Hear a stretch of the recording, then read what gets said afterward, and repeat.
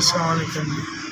मैं दिल का मरीज़ हाँ, परेशान और मजबूर हो गया। दिल 20% मेरा काम कर रहा। डॉक्टर ने मैंने बाईपास दसिया, मैं बाईपास भी नहीं करा सकता। उन्होंने कहा तेरे दिल के पुट्ठे बड़े कमज़ोर है, काम नहीं कर सकता। रंग का मैं काम करना सा, हूँ डॉक्टर ने कहा तू काम नहीं कर सकता, चल फिर नहीं सकता।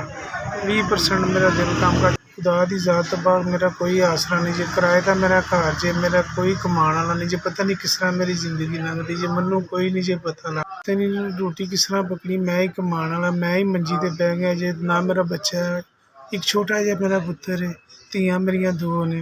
मैं की कर सकना, मैं बहुत मजबूर हाँ, मैं बहुत ही मजबूर हाँ। खुदा वास्ते मेरी मदद की जाए। मेरी सीढ़ी है जी बाईपास वास्ते उन्होंने की, तो खुदा दवाइयां कितों लवांगा, रोटी किस तरह चलावांगा, मेरा बहुत मजबूर हो।